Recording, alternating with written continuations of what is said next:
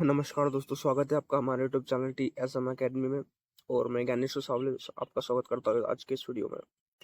आज हम देखने वाले दोस्तों 10वीं कक्षा का पहला ही लेसन जिसका नाम है अ लेटर टू गॉड। इसका एक्सप्लेनेशन हम देखने वाले हैं आज। तो देखते हैं दोस्तों इसका एक्सप्लेनेशन किस प्रकार से है ना। तो सबसे पहले बता दूं दोस्तों मैंने कि ये जो लेसन है ये एक किसान के बारे में है ना, जो भगवान को पत्र लिखता है और उससे भगवान में बहुत विश्वास होता है। बहुत सारी चीजें उसके साथ होती है ना, उसको हम देखेंगे इसमें, है ना। तो स्टार्ट करते हैं वीडियो को। तो सबसे पहले ये समझ ले कि जो लेसन है ये जीएल कॉन्टेस्ट के द्वारा लिखा गया है। और स्टार्ट करते हैं वीडियो को दोस्तों। सबसे पहले लिखा है बिफोर यू डिड, ना। पढ़ने से पहले कुछ चीजें होती है जो हमें पढ़नी पड़ती है, इसमें दी गई है। That's a faith can move mountain, जिस प्रकार से लिखा गया है इसमें, है ना। The faith can the faith can move mountain, but what should we put our faith in? एक कहावत है कि विश्वास अगर हो व्यक्ति में तो वो पर्वत भी हिला सकता है, लेकिन क्या उसमें ऐसा विश्वास होना चाहिए। उसमें ऐसा विश्वास होना चाहिए दोस्तों। अगर हमको कोई भी कार्य करना है तो हमें कोई भी काम करना है तो सबसे पहले हमको क्या करना चाहिए, उसके लिए हमको विश्वास होना चाहिए उस चीज में। हाँ, कहीं ना कहीं ये जो मतलब कहावत कही गई है वो किसान के लिए कही गई है। और उसके किसान का नाम है दोस्तों, बता दो आपको, उस किसान का नाम है लेंचो, है ना। लेंचो इसका नाम है जो पत्र लिखता है भगवान। देखते हैं आगे क्या होता है। This is the question this story dedicatedly poses, है ना। इस प्रकार से ये जो कहावत है इस लेसन पर, मतलब इस किसान पर लागू होती है ना। Lencho is a farmer who writes a letter to God. एक लेंचो होता है, कोई पहले बताया कि लेंचो नाम का एक व्यक्ति होता है, एक फार्मर होता है जो भगवान को पत्र लिखता है, गॉड को पत्र लिखता है। When his crops are ruined asking for 100 pesos, है ना। जिस प्रकार से उसकी जो फसल होती है वो पूरी तरीके से बर्बाद हो जाती है दोस्तों, है ना। तो वो अपनी फिर से फसल बोने के लिए भगवान को 100 pesos मांगता है। करेंसी होती है ना। 100 peso मांगता है, pesos मांगता है वो। Does Lencho's letter ranch reach God, sorry. फिर देखते हैं इसमें क्वेश्चन है कि क्या सही में भगवान को पत्र मिलता है। इस अध्याय में आगे देखेंगे क्या सही में ऐसा होगा, ये देखेंगे हम। Does God send him the money, जो क्या गॉड सही में उसको पैसे भेजते हैं। भाई ऐसा होना तो नामुमकिन है आज की कंडीशन में कि भगवान को पत्र लिखते और भगवान के पास पत्र चला जाए। इस कलयुग में तो मुश्किल दोस्तों, है ना। Think what you answer to this questions would be the guess how the story continue before you begin to read। थोड़ा सा आप अनुमान लगा सकते हैं कि क्या हो सकता है इस लेसन में, है ना। थोड़ा सा अपने को समझना कि क्या हो सकता है। क्या सही में भगवान वो पत्र लिखता है और सही में क्या उसको वो भगवान पैसे भेजता है ना। तो देखेंगे दोस्तों आगे हम इस अध्याय को आगे बढ़ाते हुए देखते हैं इसकी स्टोरी को स्टार्ट करते हैं। ये कुछ दिया गया है यहाँ पर फॉर्मुलेट एक्टिविटी के लिए, तो आपको देखना है। तो थोड़ा पोस्ट ऑफिस का रिलेटिव है ये, है ना। तो स्टार्ट करते हैं हमारी स्टोरी यहाँ से, हाँ। तो स्टोरी स्टार्ट होगी। The house the house the only one in the entire valley. एक घर जो सिर्फ एक घर के बारे में बताया गया है जो सिर्फ एक पहाड़ी इलाके में है उसका घर, है ना। Set on the crest of a low hill, है ना। लो हिल का मतलब यहाँ पे दिया गया, क्रेस्ट का मतलब होता है टॉप ऑफ द हिल, मतलब पर्वत के ऊपर, मतलब पहाड़ों में उसका घर है ऊपर, है ना। पहाड़ों की ऊंचाई ऊपर, चोटी ऊपर उसका घर है। The high one this high one could see the river and the field of ripe corn dotted with the flowers that always promised a good harvest। मतलब उसका जो घर इतनी ऊंचाई पर होता है दोस्तों कि वहां से उसको नदी भी दिखती है, वहां से उसको उसका खेत भी दिखता है, और वहां पर जिस प्रकार से बोल सकते हैं हम कि जैसे फूलों की जो बगीचे है वो भी उसको वहां से दिखते हैं, है ना। और वहाँ की जो जमीन होती है वो फसल लगाने के लिए, फसल पकाने की बहुत ही स्ट्रांग होती है दोस्तों, है ना। बहुत मतलब गुड हार्वेस्ट वहाँ पर, मतलब फसल अच्छी होती है, अच्छी खासी फसल फसल होती है उस जमीन पर। The only thing the earth needed was a downpour, at least a shower. देखो वहां पर जो है जमीन तो उगाने लायक होती है, मतलब अच्छा वहां पर फसल अच्छी होती है, लेकिन वहां पर एक चीज की कमी होती है दोस्तों, वहां पर कमी होती है बारिश की, है ना। यहाँ पर डाउनपोर मतलब मूसलाधार बारिश होती, वहां पर होती नहीं है ना। और और ना ही थोड़ी बार, और एटलीस्ट और मतलब थोड़ा सा बूंदा बूंदी भी नहीं, मतलब वहां पर होती है बारिश की थोड़ी कमी, मतलब उस जगह पर, है ना। Throughout the morning Lencho. अब लेंचो क्या होता है कि सुबह उठता है भाई, लेंचो जो होता है वो सुबह उठता है। Who never his field immediately had done nothing else but see the sky towards the northeast। अब भाई लेंचो सुबह उठता है, और उसे मालूम भी होता है कि उसकी जो जमीन को है बहुत ही ज्यादा जरूरत है पानी की, है ना। और उसको फसल, उसके उगने के लिए जमीन मतलब पानी की तो जरूरत होगी ना दोस्तों, बिना पानी के फसल कैसे आएगी, है ना। had done nothing else but see the sky tower the north। वो सुबह उठकर कुछ नहीं करता है, बस आकाश की ओर देखता है ना। वो आकाश की ओर देखता है, नॉर्थ ईस्ट में, है ना। Now we are really going to get some water woman, है ना। यहाँ पर एक औरत की बात आती है, एक महिला होती है जो बोलती है कि हमें पानी लेने के लिए, कुछ पानी लेने के लिए जाना है। हाँ मैं जा रही हूँ, मैं पानी लेने के लिए जा रही हूँ। The woman who was preparing supper, है ना, रिप्लाइड, है ना। जो वुमन बोलती है, कुछ बनाने के लिए उसको पानी की जरूरत होती है ना।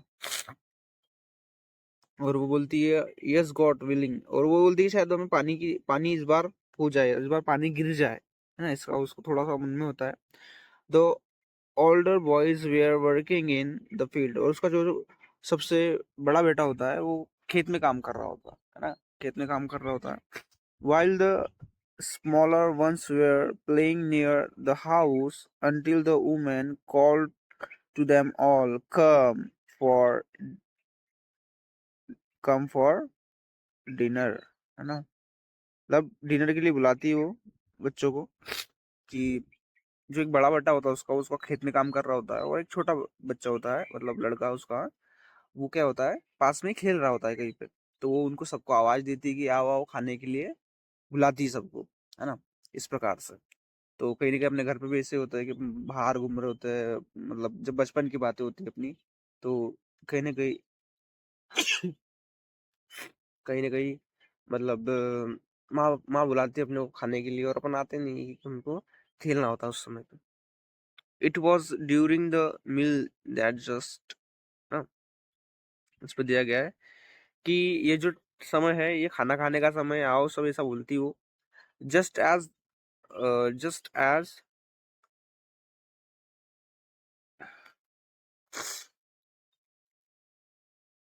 Just as Lencho had predicted. और यहाँ पर जो लेंचो होता है वो प्रेडिक्ट करता है, मतलब प्रेडिक्ट का मतलब होता है कि अनुमान लगाता है। Big drops to rain began to fall. इस बार मतलब पानी की बड़ी बड़ी बूंदें गिरेंगी इस बार हमारे जमीन पर, उसको ऐसी आशा होती है अपने अंदर, मतलब अंदर से ऐसा उसको अनुमान लगता है ना। In the north east huge mountain of clouds could be seen approaching, है ना। और वो कहीं ना कहीं नॉर्थ ईस्ट में जो होता है उसको बादल दिखते हैं, पर्वत जैसे बादल दिखते हैं ना। पर्वत जैसे बादल छाए दिखते हैं, उसको बहुत खुश हो जाता है कि इस बार सही में पानी गिरेगा भाई, है ना। उसको सब अनुमान रहता है, उसको खुशी भी रहती है उस चीज की कि यार इस बार तो पानी गिर जाएगा तो अपनी फसल पक जाएंगी इस बार, है ना। The air was fresh sweet, और कहीं ना कहीं वहां पर जो है ताजी हवा और मीठी हवा आ रही थी। मतलब होता है ना, पानी के पहले थोड़ी थोड़ी सी हवा अपने को लगती है, पानी गिरता है तो, है ना, मिट्टी में थोड़ी सी खुशबू आती है, इस प्रकार से। The man went out for no other reason than to have to pleasure to feeling the rain on his body, है ना। मतलब जब उसके बॉडी पर बूंद गिरती है, मतलब बॉडी पर, उसके शरीर पर जैसे पानी की बूंदें गिरती है, तो उसके, मतलब बोल सकते हैं कि भाई उसका प्रसन्नता का कोई मोल नहीं है ना। उसको इतना प्रसन्नता हुई उस चीज से, पानी जब उसके शरीर पर गिरा तो उसे बहुत प्रसन्नता हो रही थी दोस्तों। And when he return his exclaim this, है ना, and when he return his he exclaimed, these are not raindrops falling from the sky, they are new coins। मतलब वो बोलता है कि भाई, जिस प्रकार से वो बोलता है, मतलब रिटर्न में जब पानी बूंदी गिरती है, कि ये कोई बूंदी नहीं गिर रही है, ये पानी की बूंदी नहीं गिर रही है, ये रेन ड्रॉप, मतलब ये जो है कॉइन से मेरे लिए, क्या है, कॉइन्स, कॉइन्स है ना, सिक्के है मेरे लिए ये। मतलब भाई वहां पर सिंपल सी बात है, इसलिए कह रहा हूँ क्योंकि बहुत समय से वहां पर पानी गिरा नहीं था, और वहां पर पानी की जरूरत ऐसी थी, मतलब कि भाई ये सिक्के जैसी है ना, मतलब भाई पानी उसके लिए सिक्के जैसा हो गया, क्योंकि वह पानी ही नहीं गिरता था, तो वो अनमोल चीज हो गई उसके लिए। तो वो ऐसे ही बोल रहा था कि ये पानी की बूंदे नहीं है, ये रेन ड्रॉप्स है। The big drops are 10 cent pieces and the little ones are 5। जो बड़ी बूंदे हैं वो 10, मतलब बोल सकते हैं कि 10 पीसोस है, 10 पीसोस, मतलब उसने उसको ऐसे उपाधि दी कि 10 पीसोस है, और जो छोटी बूंदे गिर रही है वो क्या है, 5 पीसेस है ना। ऐसा उसने उसको उसमें जोड़ा, उसने करेंसी में जोड़ रहा है बूंदों को भी। आगे देखते हैं दोस्तों। With a satisfied expression, he regarded the field of ripe corn with its flower, है ना।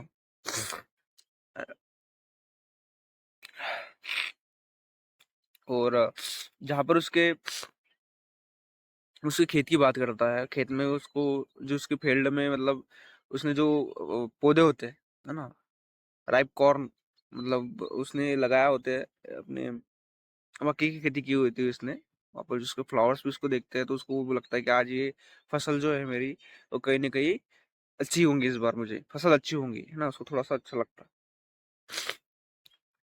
Draped in a curtain of rain, है ना, रेन स्टार्ट हो जाती है, but suddenly a strong wind began to blow, and along with the rain very large hailstone began to fall, है ना। अब क्या होता है दोस्तों कि पानी तो स्टार्ट हो जाता है, पानी मतलब बरसात होना स्टार्ट हो जाती है, पानी का आना स्टार्ट हो जाता है, लेकिन अ, अचानक से क्या होता है कि मौसम का जो नजरिया होता है, वो मौसम का जो लिहाज होता है वो बदल जाता है एकदम से, है ना। और वहां पर जो है हवा तेज हो जाती है, मतलब, है ना, जो हवा अब धीमे धीमे आ रही थी, मीठी हवा आ रही थी, अब वो तेज होने लगी। और क्या होने लग गया ऊपर, हिल स्टोन्स बिगन टू फॉल, मतलब और जो है वो बोलते हैं ना अपन, वो गार वहां पर आने लग गई, गार बोलते हैं उसको हमारे भाषा में, तो मराठी भाषा में, है ना, जो जैसे ऊपर से वो गार, मतलब ये गिरती है, जैसे बोल सकते हैं अपन उसको कि बर्फ जैसी ये रहती है, वो कड़क कड़क जो गिरती है ना। This truly did resemble new silver coins, ना, द बॉयज, और जो बच्चे होते हैं वो, मतलब वो जो गार गिरती है उसको लेने के लिए दौड़ते हैं, है ना। छोटे छोटे बच्चे होते हैं बचपन में, तो उनको भी मजा आता है जब नई नई चीजें होती है बरसात में, है ना। पहली बात तो बरसात में भीगने का मजा आता है, तो इस प्रकार से बच्चे भी, मतलब बरसात का आनंद ले रहे थे। Exposing themselves to run out to collect the frozen pearls, है ना। और फ्रोजन पील्स मतलब वही, वो जो गार होती है उसको लेने के लिए हो जाते हैं, है ना, बच्चे। It's really getting bad now. अब ये जो चीजें हो रही थी, ये बहुत ही अब बोल सकते हैं कि भाई अच्छी स्थिति से खराब स्थिति की ओर चीजें जा रही थी। Explained the man I hope it pass it quickly, व्यक्ति होता है जो कहीं ना कहीं खड़ा होगा बेचारा लेंचो के पास में, वो बोलता है कि ये चीज निकल जाएगी, ये जो हो रहा है, इतनी तूफान आ रहा है, थोड़े सा टाइम के लिए निकल जाएगा, कोई दिक्कत नहीं है। It did not pass quickly, लेकिन ऐसा नहीं होता, ये चीज जल्दी नहीं जाती है ना, ये चीज जल्दी नहीं जाती है। For an hour a hail rain on the house, for an hour मतलब 1 घंटे के लिए, hail rain on the house मतलब एक जैसी ही बरसात होती है और मूसलाधार बरसात होती है, जोर जोर वाली बरसात होती है। The garden, the hillside, the cornfield, on the whole valley, मतलब भाई बोल सकते हैं हम कि garden, house, hill side, cornfield मतलब हर जगह खेती, घर हो गया है ना, उसके बाद में गार्डन हो गया, हर जगह पर मतलब एक जैसी मतलब एक जैसे ही माहौल था, एक जैसे ही दशा थी हर तरफ, है ना।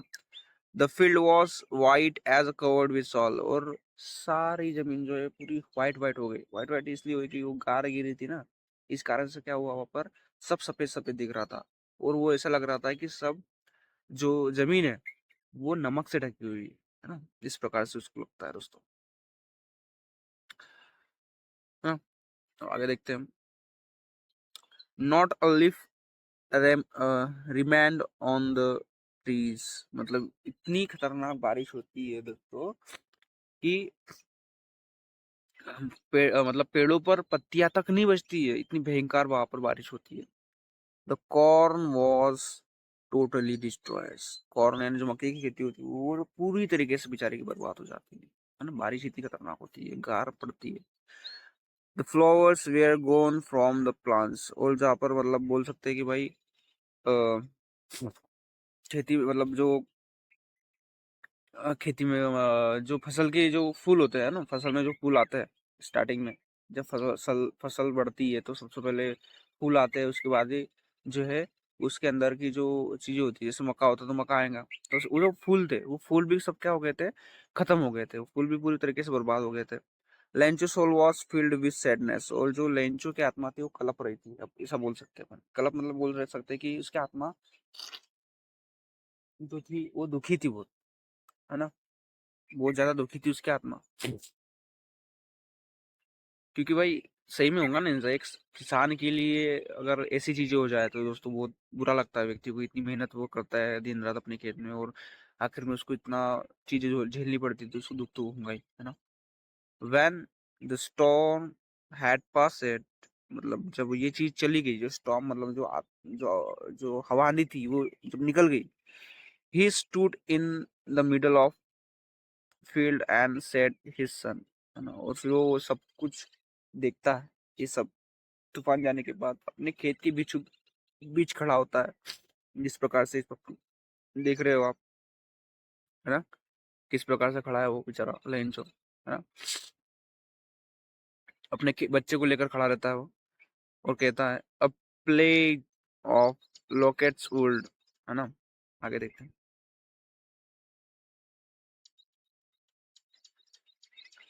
Locate would have left more than this, the hail has left nothing, this year we will have no corn, और वो उसके बच्चे को बोलता है कि बेटा इस बार भी हमें कुछ नहीं मिलेगा, इस बार भी हमारे से सब कुछ छिन गया, हाँ, इस ऐसा वो अपने बच्चे को बोलता है, हमारे पास इस बार भी कुछ नहीं बचा। दैट नाइट वॉज सोरफुली वन, है ना, ये जो नाइट थी बहुत ही उसके लिए बोल सकते हैं बहुत ही बेकार साबित हुई उसके लिए, है ना।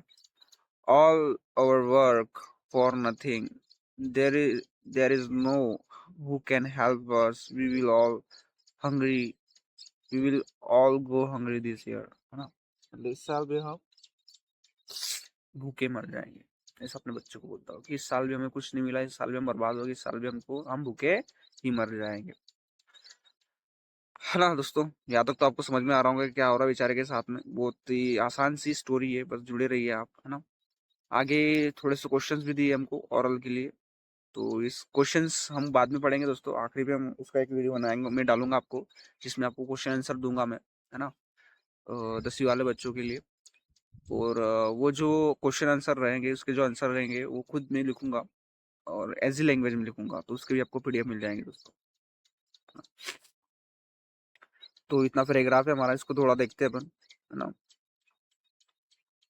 आगे वो बोलता है, but in the hearts of all who lived in the solitary house in the middle of the valley there was a single hope, help from God. मतलब बोल सकते हैं कि जो कुछ भी, मतलब जो कोई भी यहाँ पर रह रहा था, इस उस इलाके में रह रहा था, हर कोई का मतलब हर किसी के मन में एक ही चीज थी, एक ही आशा थी, हेल्प फ्रॉम गॉड, भगवान से ही हमको मदद मिले। मतलब भाई अब किससे मदद मांगे, भगवान नहीं तो है जो उनकी मदद कर सकता है। जब इसका कोई नहीं होता, उसका क्या होता है, भगवान होता है। इस प्रकार से सबको भगवान पे आशा थी, भगवान से क्या थी, उनको हेल्प, होप थी। Don't be upset even though this seems like a total loss, है ना। है ना, वो बोलता है कि कोटेशन, निराश होने मत होइए, उसके अंदर से निराश मत हो, इसके अंदर से आत्मा से आवाज आती है कि अभी निराश मत नहीं होना है अपने को। Even those even though this seems like a total loss, है ना, ऐसा नहीं है कि एक पूरी तरीके से हम बर्बाद हो गए, है ना। रिमेम्बर नो वन डाइड शंकर, याद रखना कि कोई भूखा नहीं मरता है ना, भगवान किसी को भूखा नहीं मारता। तो थोड़ी सी आत्मा से आवाज आ रही थी एक बार उसके कि अभी पूरी तरीके से वो हारा नहीं है, अभी उसके अंदर एक जो होप है अपने अंदर की, वो बाकी है। That was the say no one dies for of hunger. Sorry. All through the night, Lencho thought only of his hope, है ना। वो सिर्फ किसके बारे में सोचता है, अपनी हॉप, मतलब उसके अंदर जो आशा होती है, आशा की एक किरण होती है, उसको सोचता है, उसके बारे में सोचता है कि नहीं अभी भी हम, भगवान हमारी मदद करेगा, भगवान अभी भी हमारी मदद करेगा, है ना। इस प्रकार से वो सोचता है। The help of God whose eyes as he had been instructed, मतलब कहीं ना कहीं उसकी आंखें जब झपक नहीं रही थी, वो बस वही सोच रहा था रात भर की, अब जो कुछ भी कर सकते हैं बस भगवान ही हमारी मदद कर सकते हैं, है ना। उसके अंदर से ऐसी आवाज आती है आत्मा से कि भगवान, अभी भी हमें भगवान पर भरोसा है, कहीं ना कहीं भगवान हमारी मदद करेंगे। See everything even what is deep in one's conscious conscious, है ना। जो कॉन्शियस माइंड होता है उसको सोचता है कि अभी भी मतलब कुछ नहीं गया है ना, अभी भगवान है हमारे साथ। Lens was an act of a man working like animal in the field, मतलब जो लेंच होता है बेचारा, वो मतलब उसको बेलों की तरह काम करता है खेत में, मतलब बोल सकते हैं हमको हम कि भाई वो इतनी मेहनत करता है कि कोई बेल भी इतनी मेहनत करे शायद, मतलब इतनी मेहनत वो अपनी मतलब खेत में करता है ना।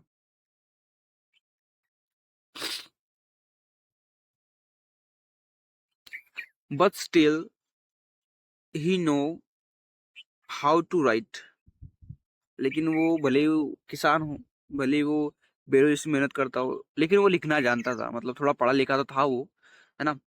The following Sunday at daybreak he begins to write a letter which he himself carried